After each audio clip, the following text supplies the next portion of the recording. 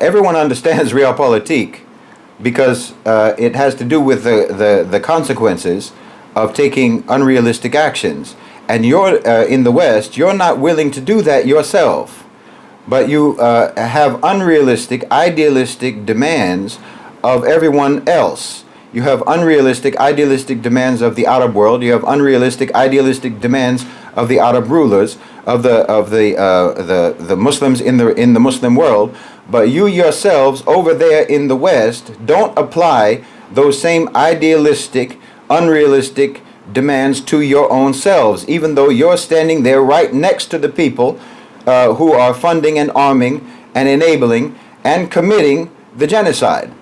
You're right there. It's your country. In America, that's your country that's doing it. You're a taxpayer. If you think, for example, just like what Brother Nail said, you think, for example, that they're supposed to overthrow MBS, they're supposed to overthrow King Abdullah, they're supposed to overthrow Sisi, they're supposed to do all of these things. Meanwhile, all you're supposed to do is vote for Kamala or Trump. All you're supposed to do is not buy a latte from Starbucks. That's all that we can ask of you, even though you're the ones who are committing the genocide. It's being done with your money. It's being done by your governments in America, in the UK, in Europe, and so on. And you're not doing anything about it that's even remotely close to what you think that the Arabs are supposed to do about it, what the Muslims in the Muslim world are supposed to do about it. You don't apply these same standards to yourselves. And like I said in a recent video, you keep talking to us, you keep telling us about all the guns you have and about how America is on the verge of a civil war or on the verge of a revolution because you're all armed to the teeth. Well, where's the action then? You have all these weapons. We don't have those. The Muslims in Egypt don't have them. Muslims in Jordan don't have them. Muslims in Saudi Arabia don't have them. Muslims in UAE don't have them. But you have them. And the UAE isn't committing the genocide. Saudi Arabia isn't committing the genocide. Egypt isn't committing the genocide. Jordan isn't committing the genocide. But you want us to overthrow those governments with no weapons. Meanwhile, your government is committing the genocide and you're armed to the teeth. But you don't do anything about it. Why? Because it's unrealistic and insane. You would never do that. And you know perfectly well that it's unrealistic and insane, so you would never do it in your country. But you seem to make this demand upon all of the Muslims in the Muslim world, in the Arab world, that they're supposed to do that regardless of the consequences, regardless of the ramifications and the repercussions of taking such an action like that, which would, of course, be absolute chaos and anarchy and devastation. But when it comes to you, it's unthinkable that you would ever do it, except to just talk about it, to just boast about it like it's something that you are even capable of doing. But you know perfectly well that you're never going to do that. And like I said, you shouldn't do that because it would be insane. But you apply these insane idealistic standards to Muslims in the Muslim world and asking them and expecting them and demanding them and criticizing them for not doing these unrealistic, crazy demands that you have, these crazy moral demands that you have that you think that they're supposed to do. And as I say, if they did those things, if they were even able to do those things, you're not going to face the consequences of that. But you make these demands upon them that you would never make upon yourself, and that's because, again, you yourselves have been so westernized and so colonized in your mind and in your psyche that you've normalized double standards to where you think it's normal, because that's a hallmark of the West, is double standards, and now you've internalized it yourself and think that it's possible and acceptable and proper and moral to make moral demands on other people that you would never make upon yourself, and that's a very, very characteristic Western quality. Look at the protests. Look at the protests that are happening in Israel right now. They were storming Netanyahu's own house, and what are you all doing in America? The Israelis themselves are storming the house of Netanyahu, and people in America are doing what exactly? You know, this unrealistic expectation of others and not applying it to yourself shows that you actually do understand Realpolitik when it comes to you. But when it comes to others, you expect a moralistic, idealistic, unrealistic strategy or approach. But you don't apply it to yourself. Say I'm living in a dilapidated building. People in America, in the cities, you'll understand this reference. I'm living in a dilapidated building somewhere in an urban center, and it's owned by a slumlord, and he makes my life a living hell. There's no repairs. There's no fixing. The plumbing doesn't work. The lights don't work. The electricity doesn't work. On and on and on. And he keeps raising the rent, right? So I'm being abused and misused and mistreated by this slumlord. Now I come to you and ask you, can you beat this guy up for me? So he'll stop treating me this way. Can you just come and beat this guy up for me? Okay, you think it through and realize what will happen to you if you do that. You'll go to jail.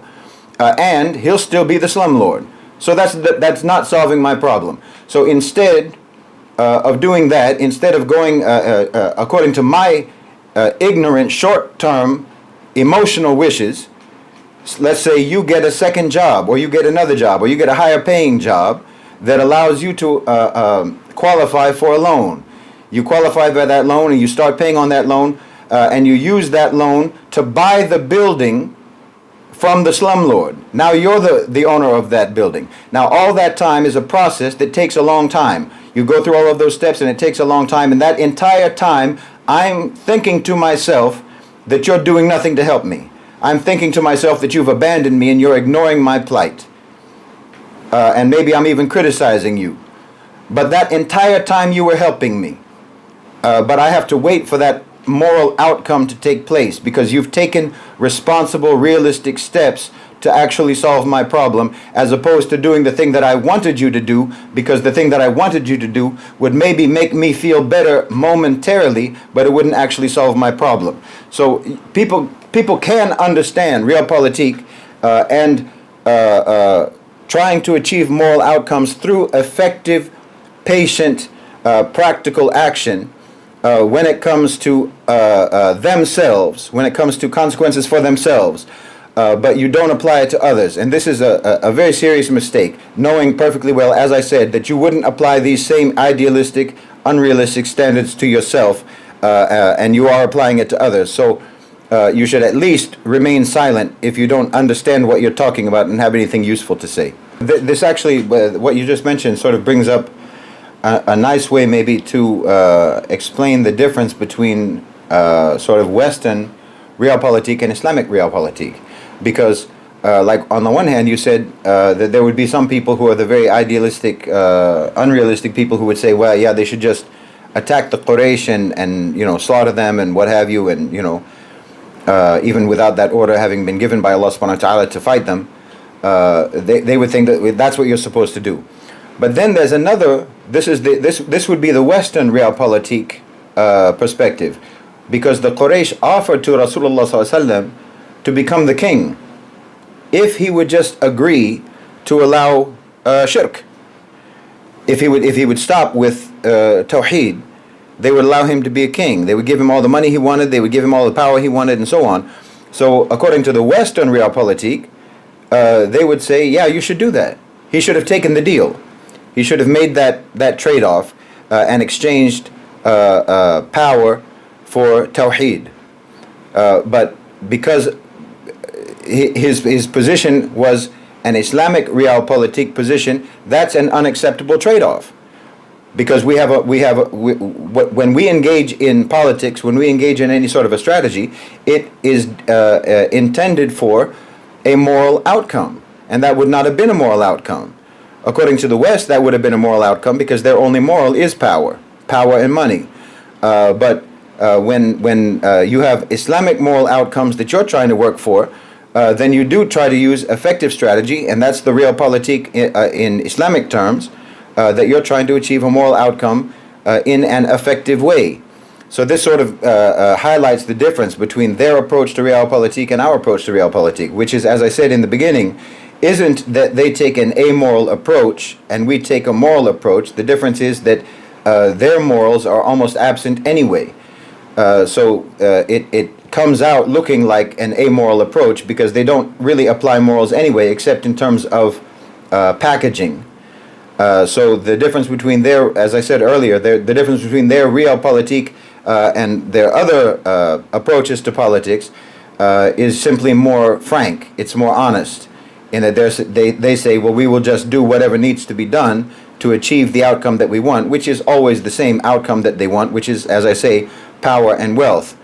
Whereas the outcome that we are searching for and striving for and pursuing is a moral outcome.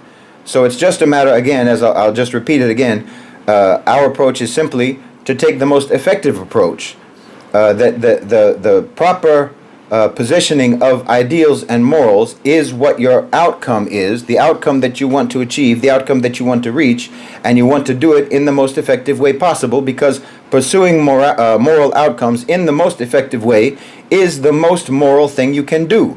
Trying to pursue moral outcomes in an ineffective way, I would argue, is in and of itself immoral.